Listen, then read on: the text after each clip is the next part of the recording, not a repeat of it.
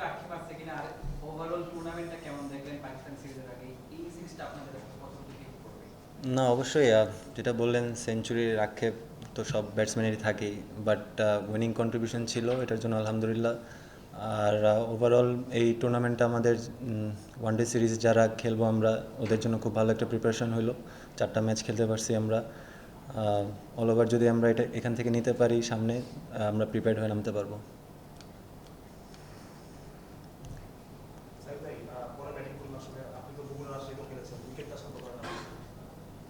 Tough আসলে wicket ওখানে অনেক ভালো ছিল। সো এখানেও নর্মালি উইকেট খুব খারাপ ছিল তা না, উইকেট ভালো ছিল। বলার ব্যাটসম্যান মানে স্পোর্টিং উইকেট ছিল, বলার যদি ভালো জায়গায় বল করে হেল্প পাবে, ব্যাটসম্যানরা যদি ভুল না করে কিছু হবে না। সো আমার স্পোর্টিং উইকেট ছিল, খুব ভালো ছিল যেহেতু আমাদের সিরিজ এখানে।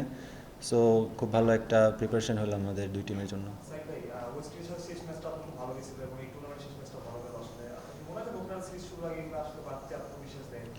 না, অবশ্যই কিছুটা তো কনফিডেন্স দেয়। রোজার মধ্যে আসলে খেলাটা কিছুটা কষ্ট ছিল।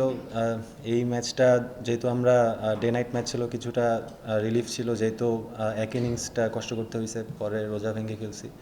তো ওখানে কিছুটা আপনার ফুল ডে ম্যাচ ছিল, ওখানে কিছুটা প্রবলেম হচ্ছিল হাইড্রেশনের, বাট অল ওভার আমার মনে হয় খুব ভালো একটা প্রিপারেশন গেছে। হাইড্রেশনের প্রবলেম হচ্ছিল, হাইড্রেশন রিকভারের জন্য কারোর সঙ্গে কথা বলেছেন বা কোনো এক্সপিরিয়েন্স সঙ্গে? হ্যাঁ, যেহেতু রোজা রেখে খেলছি সব ম্যাচ, অবশ্যই রোজা রাখার আগে মুশফিক ভাইয়ের সাথে কথা বলছি। উনি তো সবসময় রোজা রেখে খেলেন, মিস দেন না। সো ওনার থেকে আসলে নেওয়ার চেষ্টা করছি কীভাবে প্রিপারেশন নেয়। আগের দিনটা আসলে অনেক বেশি ইম্পর্ট্যান্ট। সো জাস্ট ওগুলো নিয়ে কথা হয়েছে।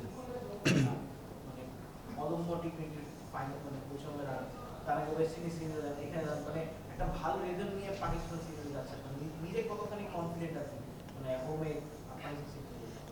আসলে অনেকদিন পর ওয়ান ডে ম্যাচে নামতেছি ইনশাল্লাহ, বাট আমার মনে হয় যে 4টা ম্যাচ আমরা খেলছি এটা আমাদের জন্য অনেক হেল্প করবে অবশ্যই, কারণ ওয়ান ডে ম্যাচ আর টি-20 ম্যাচ দুইটারই ডিফারেন্ট প্যাটার্ন থাকে।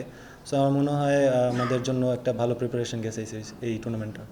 শান্ত ভাই বলছিলেন যে আপনারা অনেক বেশি টি-20 খেলেছেন এবং প্লেয়ারদের ওয়ান ডে মানসিকতা আসতে একটু প্রবলেম হচ্ছে। আপনাকে নেওয়া হয়েছিল শুধু টি-20 ওপেনার হিসেবে, আস্তে আস্তে আপনি ওয়ান ডে সেটআপে আসছেন এখন, মানে আপনার আপনার জন্য টাফ হয়ে যাচ্ছে কিনা বা জিনিসটা সাফেলিং করাটা কতখানি আনকমফোর্টেবল হয়ে যায়? না, আসলে as a professional cricket player এটা তো আমাদের এটা তো গ্রেট একটা অপরচুনিটি আমার জন্য। সো এটা আমি যত এমব্রেস করতে পারবো তত আমার জন্য ভালো। সো আমি 6টা ওয়ান ডে ম্যাচ খেলছি টি-20 ফাঁকে ফাঁকে। সো আমার মনে হয় খুব বেশি যে ঝামেলা হবে তা না, বাট প্রিপারেশনটা অনেক বেশি ইম্পর্টেন্ট এখানে।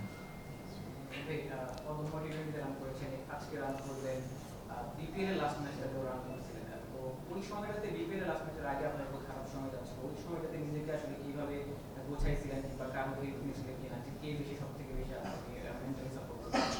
না, আসলে সবসময় তো আর একরকম যাবে না, আপ অ্যান্ড ডাউন হবেই। সো একটা ব্যাড ফেস গেছে, ওভারকাম করতে পারছি আলহামদুলিল্লাহ। কিছুটা মেন্টাল কন্ডিশনিং করছি, মাইন্ড ট্রেনিং করছি, যেহেতু একটা ব্যাড ফেস কনস্ট্যান্টলি যাচ্ছিল। সো আসলে এগুলো অনেক হেল্প করে মাঝে মাঝে আপনার। আমরা ট্রেনিং করি, ট্রেনিং যতই করি, জিম যতই করি, রানিং করি, আসলে মেন্টাল কন্ডিশনটাও খুব বেশি দরকার হয়। তো টিম কোনো হেল্প ছিল? সবাই হেল্প করছে, ফ্রেন্ড যারা ছিল, ফ্যামিলি যারা ছিল, সবাই হেল্প করছে। এদিকে সামনে পাকিস্তান সিরিজ, এখানে পাকিস্তান ওয়ান সিরিজ করতে হবে, এখানে হচ্ছে থার্ড অপোনেন্ট হিসেবে আপনি জিও কিংবা কন্ডিশন দেখছেন দেখতে পাচ্ছেন, মানে জেনারেট ট্রান্সফার করে বুঝি নেই ভাই। থার্ড অপোনেন্ট হিসেবে আপনি ডিউ ফ্যাক্টকে ধরবেন কিনা পাকিস্তানের বিপক্ষে সিরিজে, আপনি নিজেও generate you transfer factor. Dew factor তো থাকবেই, ডে নাইট ম্যাচ হলে ডিউ ফ্যাক্টর থাকবেই। আসলে এটার জন্য অবশ্যই আমরা প্রিপারেশন নিব।